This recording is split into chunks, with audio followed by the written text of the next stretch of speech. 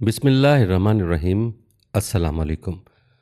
नाज़रीन, तारीख़ के सफ़ात पर कुछ नाम ऐसे हैं जो कभी मिट नहीं सकते और नेपोलियन बोनापार्ट उनमें से एक हैं।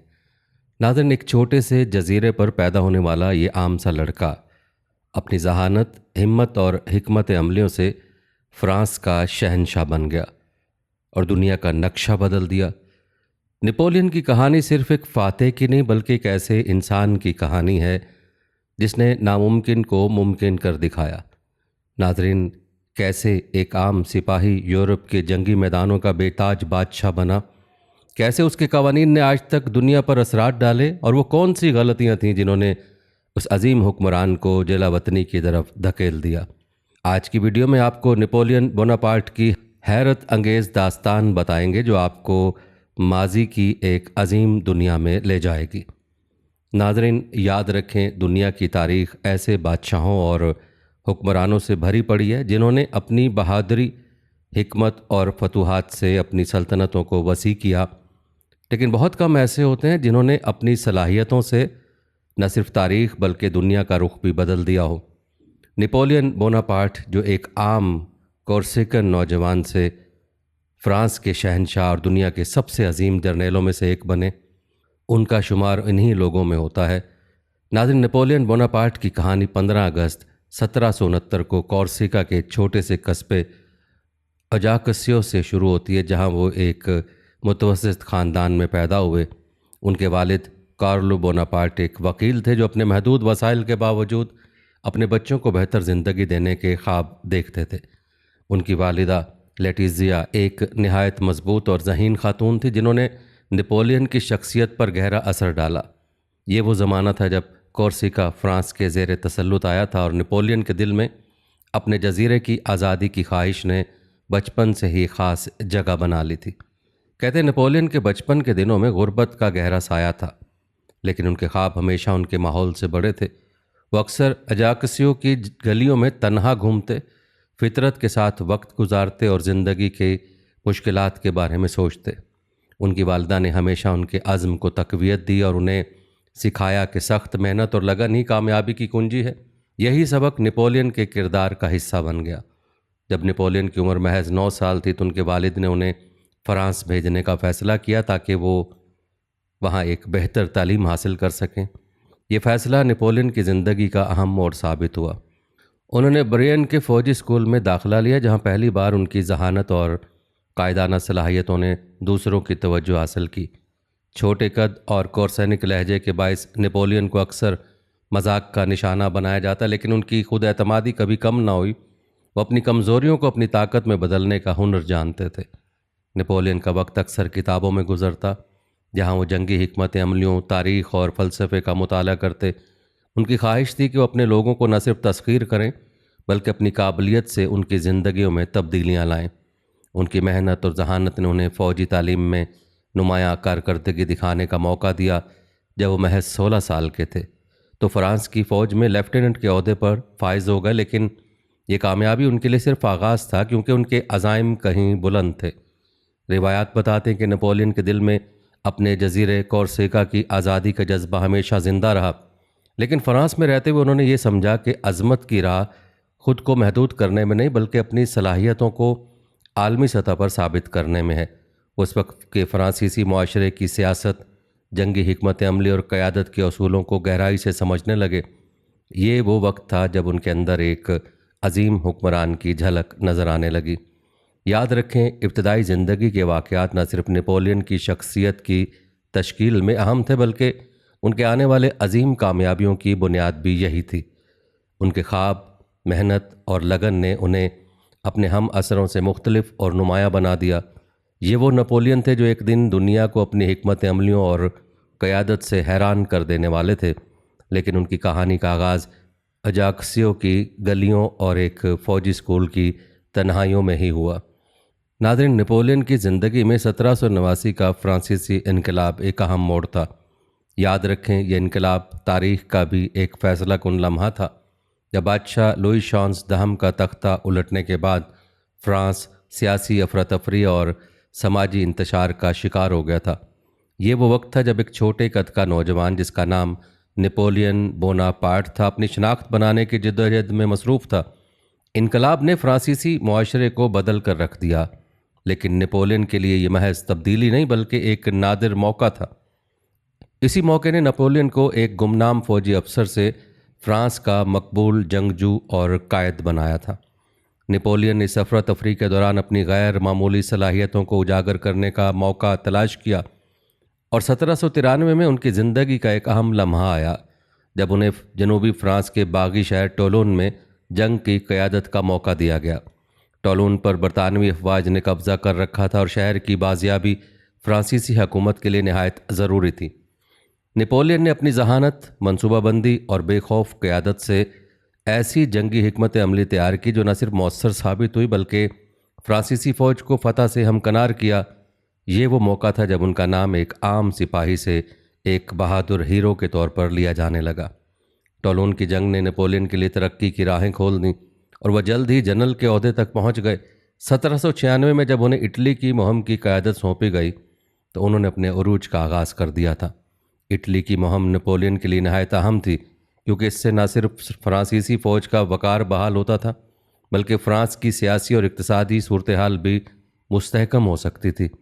اٹلی میں نپولین نے اپنی مشہور حکمت عملی تیز رفتار حملوں کا عملی مظاہرہ کیا۔ وہ دشمن کو حیران کر دینے والے حملے کرتے، انہیں تقسیم کرتے اور پھر ان پر پوری طاقت سے وار کرتے۔ ان کی قیادت میں فرانسیسی فوج نے ایک کے بعد ایک فتح حاصل کی۔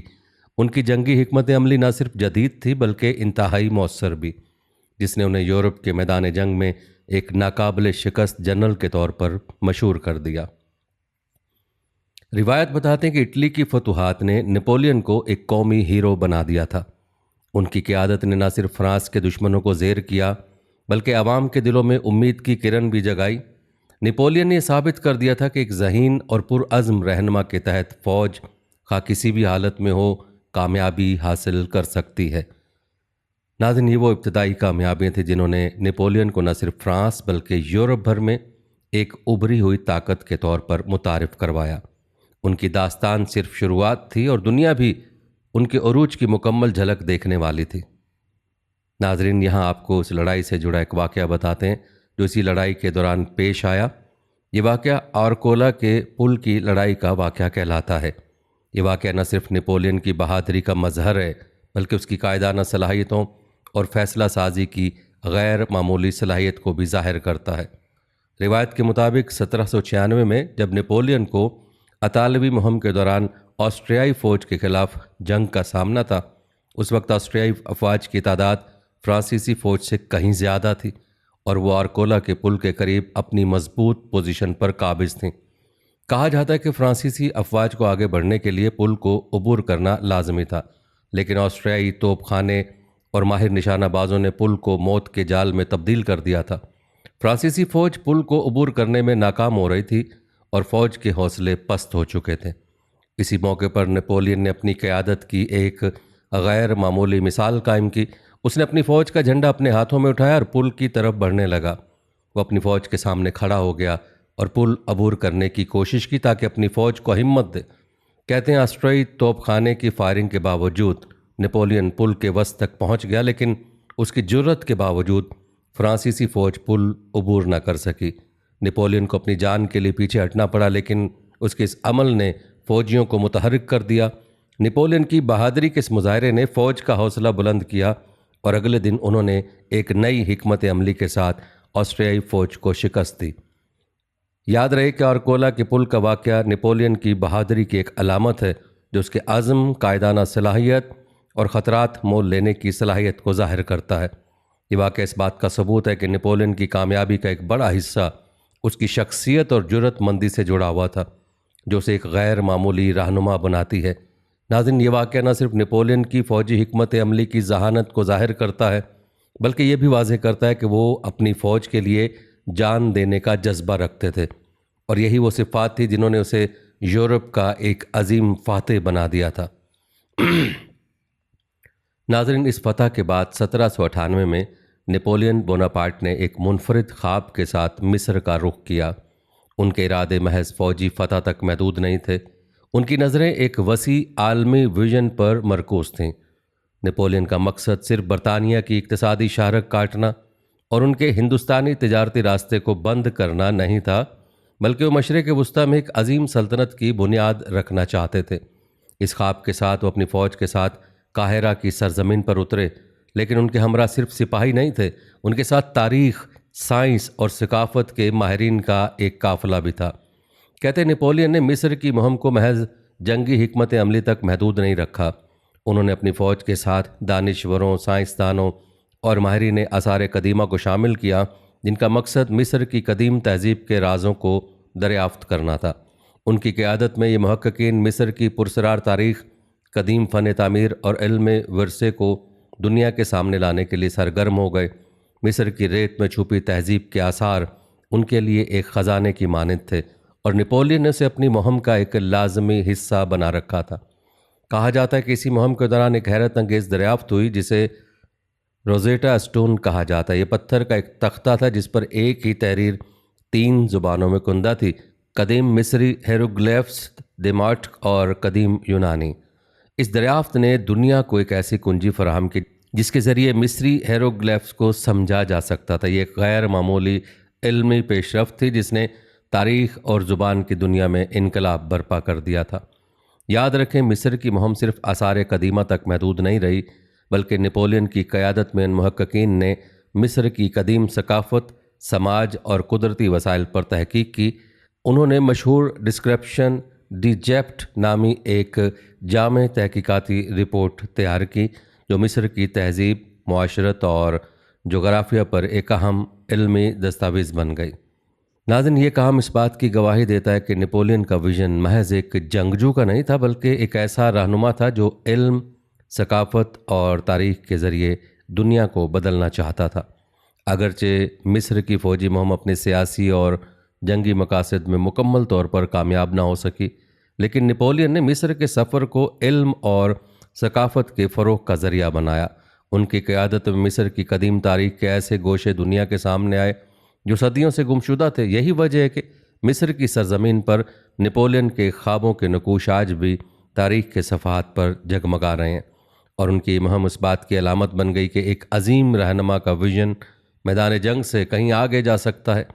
روایت بتاتے ہیں کہ مصر پہنچنے کے بعد نپولین نے مقامی عوام اور ان کے رہنماؤں کا دل جیتنے کی کوشش کی۔ اس نے اپنے سپاہیوں کو مقامی روایات اور مذہب کا احترام کرنے کی ہدایت کی تاکہ مصری عوام فرانس کو دشمن کی بجائے ایک اتحادی کے طور پر دیکھیں۔ اسی دوران ایک عجیب واقعہ پیش آیا۔ کہتے ہیں ایک موقع پر نپولین کو اطلاع ملی کہ مصر کے ایک گاؤں کے رہنما نے فرانسیسی فوج کے خلاف بغاوت کا منصوبہ بنایا ہے اور کچھ فرانسیسی قیدیوں کو گرفتار کر رکھا ہے۔ نپولین نے اس صورتحال کو طاقت کے ذریعے حل کرنے کے بجائے ایک غیر متوقع راستہ اختیار کیا۔ نپولین اس گاؤں کے رہنما کو ایک دوستانہ پیغام بھیجا جس میں اس نے کہا، ہم یہاں دشمن بن کر نہیں آئے ہیں، ہم تمہاری ثقافت اور آزادی کی حفاظت کرنا چاہتے ہیں۔ اگر تم ہمارے قیدیوں کو آزاد کر دو تو ہم تمہیں اپنے اتحادی کے طور پر قبول کریں گے اور تمہاری حفاظت کو یقینی بنائیں گے۔ جب قیدیوں کو آزاد کرنے میں تاخیر ہوئی تو نپولین خود اپنے چند ساتھیوں کے ساتھ گاؤں پہنچ گیا۔ یہ ایک حیرت انگیز قدم تھا کیونکہ وہ دشمن کی سرزمین میں داخل ہوا تھا، لیکن اس نے گاؤں کے رہنما سے براہ راست بات کی۔ نپولین نے صرف قیدیوں کی رہائی پر زور دیا بلکہ گاؤں کے رہنما کو اس بات پر قائل کیا کہ فرانسیسی فوج ان کی بھلائی کے لیے ہے۔ کہتے اس رہنما نے قیدیوں کو آزاد کر دیا اور گاؤں کے لوگ نپولین کے حامی بن گئے۔ انہوں نے فرانسیسی فوج کو نہ صرف خوراک فراہم کی بلکہ جاسوسی میں بھی مدد کی۔ یہ واقعہ اس بات کی مثال ہے کہ نپولین طاقت کے ساتھ ساتھ سفارتکاری کو بھی اپنی کامیابی کا ذریعہ بناتا تھا۔ ناظرین، یہ واقعہ نپولین کی شخصیت کے ایک منفرد پہلو کو ظاہر کرتا ہے۔ وہ صرف میدان جنگ کا ماہر نہیں تھا بلکہ عوامی حمایت حاصل کرنے میں بھی مہارت رکھتا تھا۔ اس نے مصر میں نہ صرف جنگی کامیابیاں حاصل کی بلکہ مقامی عوام کے دلوں میں اپنی جگہ بنائی جو اس کی قیادت کے غیر معمولی انداز کا ثبوت ہے۔ ناظرین، روایت بتاتی ہیں کہ سال 1799 میں فرانس ایک بار پھر انتشار کی لپیٹ میں تھا۔ انقلاب کی گونج کے بعد پیدا ہونے والے خوابیدہ جوش اب افراتفری میں بدل چکا تھا، اور ملک کو ایک ایسے رہنما کی ضرورت تھی جو اسے استحکام اور ترقی کی راہ پر گامزن کر سکے۔ نپولین بوناپارٹ، جو اپنی شاندار فتوحات اور جنگی حکمت عملیوں کی وجہ سے پہلے ہی ایک قومی ہیرو بن چکے تھے، اس لمحے کو پہچان گئے۔ انہوں نے ایک جرأت مندانہ قدم اٹھایا جس نے نہ صرف ان کی زندگی بلکہ فرانس کی تاریخ کو بھی بدل کر رکھ دیا تھا۔ روایت کے مطابق 9 نومبر 1799 کو نپولین نے ایک سیاسی بغاوت کے ذریعے حکومت کا تختہ الٹ دیا۔ اس بغاوت کو 18 برومیئر کے نام سے یاد کیا جاتا ہے۔ اس کامیاب اقدام کے بعد نپولین نے خود کو پہلا کونسل قرار دے دیا، ایک ایسا عہدہ جو عملی طور پر انہیں مطلق العنان حکمران بنا دیتا تھا۔ اس وقت تک وہ صرف ایک جرنیل تھے، لیکن اس لمحے نے انہیں فرانس کا طاقتور ترین شخص بنا دیا تھا۔ اقتدار سنبھالتے ہی نپولین نے فرانس کو ایک نئی سمت دینے کا فیصلہ کیا۔ ان کے ذہن میں ایک واضح منصوبہ تھا، فرانس کو نہ صرف اندرونی طور پر مضبوط کرنا بلکہ اسے ایک عظیم طاقت میں تبدیل کرنا۔ کہتے ہیں سب سے پہلے انہوں نے معیشت کی حالت بہتر بنانے پر توجہ دی، جس میں بینک آف فرانس کا قیام، مالیاتی اصلاحات اور ٹیکس کے نظام کو منظم کرنے جیسے اقدامات نے فرانس کی اقتصادی حالت کو مستحکم کیا۔ روایت بتاتے ہیں کہ نپولین کی سب سے یادگار کامیابیوں میں سے ایک نپولین کوڈ کی تشکیل تھی، جو قانون کا ایک جامع نظام تھا۔ اس قانون نے فرانس میں مساوات، مذہبی آزادی اور جائیداد کے حقوق کو یقینی بنایا۔ نپولین کوڈ نے یہ اصول طے کیا کہ قانون سب کے لیے برابر ہوگا اور ہر شہری کو انصاف تک رسائی حاصل ہوگی، چاہے وہ کسی بھی طبقے سے تعلق رکھتا ہو۔ یہ کوڈ نہ صرف فرانس میں بلکہ دنیا کے کئی دیگر ممالک میں بھی قانونی ڈھانچے کی بنیاد بنا۔ تعلیم کے میدان میں بھی نپولین کی اصلاحات قابل ذکر تھیں۔ انہوں نے اسکولوں اور یونیورسٹیوں کا ایک منظم نظام قائم کیا تاکہ فرانس کے نوجوانوں کو تعلیم دی جا سکے اور انہیں قوم کی ترقی کے لیے تیار کیا جا سکے۔ ان کے اقدامات نے ایک ایسی نسل تیار کی جو فرانسیسی معاشرے کو آگے لے جانے کی اہلیت رکھتی تھی۔ ناظرین یاد رکھیں، نپولین کا اقتدار سنبھالنا محض ایک سیاسی تبدیلی نہیں تھی، یہ ایک نئی شروعات تھی۔ ان کی قیادت میں فرانس نے اندرونی استحکام، اقتصادی ترقی اور قانونی اصلاحات کے میدان میں زبردست کامیابیاں حاصل کیں۔ نپولین نے پہلے کونسل کے طور پر خود کو نہ صرف ایک رہنما بلکہ ایک معمار کے طور پر ثابت کیا، جس نے فرانسیسی قوم کے مستقبل کی بنیادیں رکھیں۔ ان کے یہی اقدامات ہیں جو تاریخ میں ان کے نام کو ہمیشہ کے لیے روشن کر گئے۔ ناظرین، پہلے کونسلے کے عہدے کے نپولین نے اپنی بادشاہت کا اعلان کرنے کا فیصلہ کیا اور شہنشاہ کا تاج اپنے سر پر رکھنے کا فیصلہ کیا۔ تاریخ بتاتی کہ 1804 کا سال فرانس اور نپولین بوناپارٹ کی تاریخ میں ایک یادگار موڑ تھا، کیونکہ اس سال نپولین نے خود کو فرانس کا شہنشاہ قرار دے کر ایک نئی تاریخ رقم کی تھی۔ 2 دسمبر 1804 کو پیرس کے مشہور نوٹر ڈیم کیتھیڈرل میں ہونے والی یہ تاج پوشی تقریب نہ صرف شاندار تھی بلکہ کئی لحاظ سے منفرد تھی۔ کہتے ہیں عام طور پر شہنشاہوں کی تاج پوشی پوپ کے ہاتھوں انجام پاتی تھی، لیکن نپولین نے اس روایت کو توڑ دیا۔ جیسے ہی پوپ نے تاج ان کے حوالے کیا، نپولین نے اسے خود اپنے سر پر رکھ لیا۔ یہ عمل اس بات کی علامت تھا کہ نپولین کسی بھی مذہبی یا روایتی اختیار کے ماتحت نہیں بلکہ اپنی قسمت کے خود مالک ہیں۔ ان کا یہ فیصلہ ایک طرف ان کی خود مختاری اور طاقت کی علامت تھا تو دوسری طرف ان کے انقلابی نظریات کی عکاسی کرتا تھا جو روایتی بادشاہت سے مختلف تھے۔ روایت بتاتے شہنشاہ بننے کے بعد نپولین نے اپنی سلطنت کو مضبوط کرنے کے لیے کئی اہم اقدامات کیے۔ انہوں نے فرانس کی معیشت، عدلیہ اور فوجی ڈھانچے کو مزید مستحکم کیا۔ یوں ان کی اصلاحاتی اقدامات نے فرانس کو یورپ کی ایک بڑی طاقت میں تبدیل کر دیا تھا۔ ناظرین، یہ تاج پوشی نپولین کے خوابوں کی تعبیر کا ایک حصہ تھی، جو ایک عام سپاہی سے شہنشاہ بننے کے سفر کی عکاسی کرتی تھی۔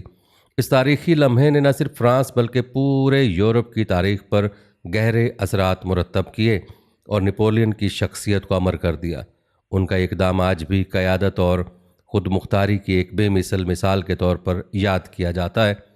یاد رکھیں، نپولین بوناپارٹ کی زندگی کا سب سے شاندار پہلو ان کی جنگی مہارت اور حکمت عملی تھیں، جس نے انہیں دنیا کے عظیم ترین فوجی جرنیلوں میں شمار کیا۔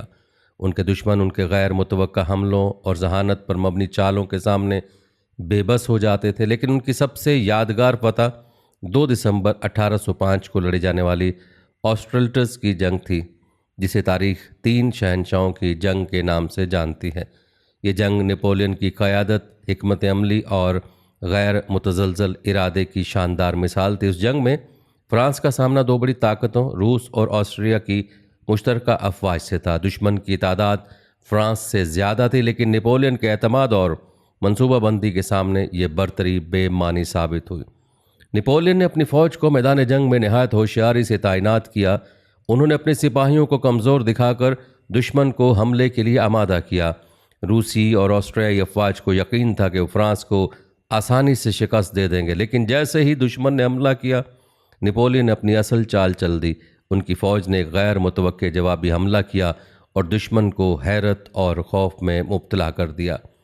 آسٹریٹلس کے میدان میں دھند اور دھوپ نے نپولین کے لیے ایک اہم کردار ادا کیا۔ انہوں نے موسمی حالات کا فائدہ اٹھاتے ہوئے اپنی فوج کو ایسے زاویے پر تعینات کیا جہاں سے دشمن کی صفیں کمزور ہو گئیں۔ نپولین نے اپنی فوج کو 3 مختلف حصوں میں تقسیم کیا اور دشمن کی مشترکہ افواج کو الجھا کر رکھ دیا۔ کہتے ہیں صرف 9 گھنٹوں کے اندر روسی اور آسٹریائی افواج کو شکست کا سامنا کرنا پڑا۔ یاد رکھیں، آسٹریٹلس کی فتح صرف ایک جنگ کی کامیابی نہیں تھی، بلکہ نپولین کی عظمت کی گواہی تھی۔ اس نے نہ صرف ان کے دشمنوں کو شکست دی، بلکہ یورپ بھر میں ان کی قیادت کا سکہ بٹھا دیا۔ یہ وہ لمحہ تھا جب نپولین جنگی میدانوں کا بادشاہ کہلائے اور آسٹریٹلس کی جنگ تاریخ میں ایک بے مثال حکمت عملی کا شاہکار بن گئی۔ ناظرین، آپ کو یہ جان کر حیرانگی ہوگی کہ نپولین بوناپارٹ کی شاندار زندگی کا زوال اتنا ہی ڈرامائی تھا جتنا ان کا عروج۔ ان کی زندگی کے داستان ہمیں یاد دلاتے کہ عظمت کا سفر کتنا ہی بلندیوں پر کیوں نہ لے جائے، زوال کا سایہ ہمیشہ پیچھا کرتا رہتا ہے۔ نپولین کا زوال روس پر حملے کے بعد شروع ہوا، جو ان کی سب سے بڑی اور مہلک غلطی ثابت ہوئی۔ روایت کے مطابق 1812 میں نپولین نے روس پر حملہ کرنے کا فیصلہ کیا، یہ سوچ کر کہ وہ ایک اور عظیم فتح اپنے نام کریں گے۔ ان کی عظیم فوج، جس میں تقریباً 6 لاکھ سپاہی شامل تھے، یورپ کی سب سے بڑی اور طاقتور فوج تھی۔ لیکن روس کا میدان جنگ نپولین کی توقعات سے کہیں زیادہ بے رحم ثابت ہوا۔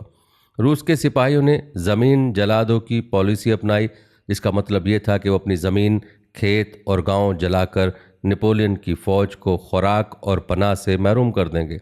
جب نپولین کی فوج ماسکو پہنچی تو وہ شہر پہلے ہی خالی اور جلا ہوا تھا۔ سخت سردی، بھوک اور بیماریوں نے نپولین کی فوج کو تباہ کر دیا۔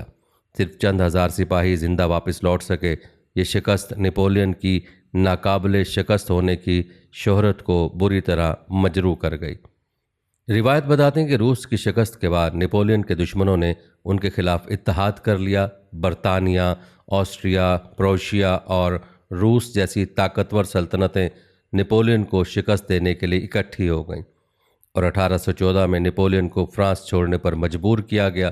ان کی بادشاہت کا خاتمہ ہو چکا تھا اور انہیں ایلوا کے جزیرے پر جلا وطن کر دیا گیا۔ یہ جزیرہ ایک چھوٹا، خاموش اور دنیا کی نظروں سے دور تھا۔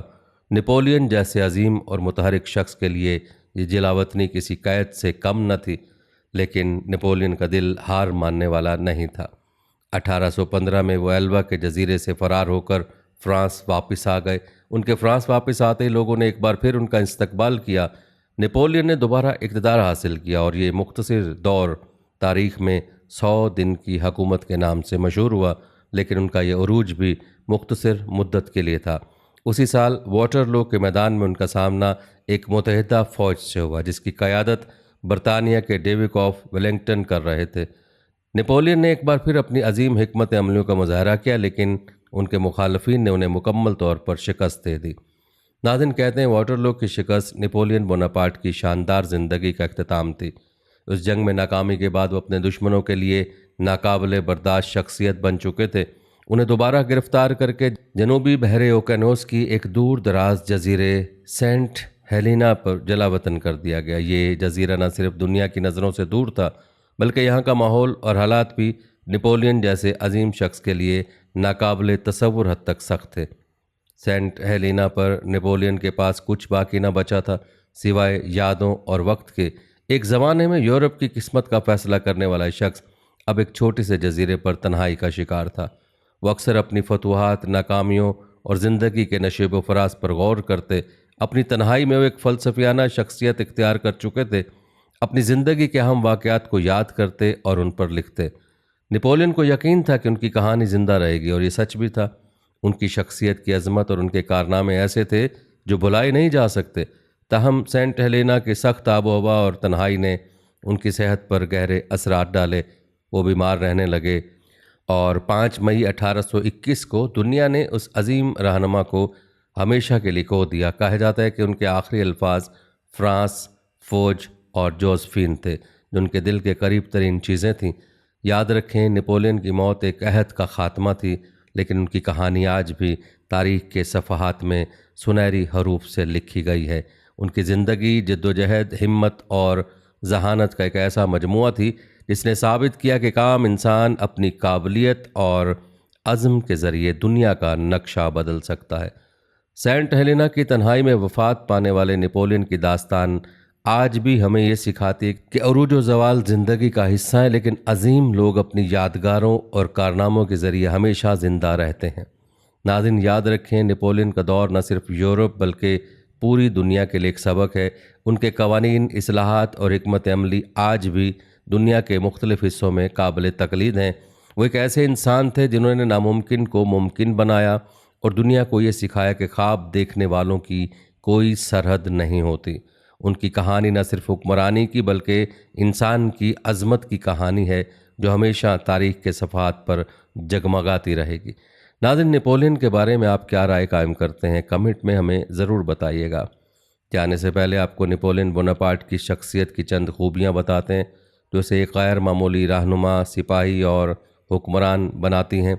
سب سے نمایاں خوبی اس کی غیر معمولی ذہانت تھی، جس نے اسے ایک شاندار حکمت عملی کا ماہر بنایا۔ نپولین نے پیچیدہ جنگی منصوبے بنائے اور انہیں کامیابی سے عملی جامہ پہنایا، جس کے باعث وہ یورپ کے بڑے حصے کو فتح کرنے میں کامیاب ہوا۔ اس کی خود اعتمادی اور عزم اس کی شخصیت کا دوسرا نمایاں پہلو تھے۔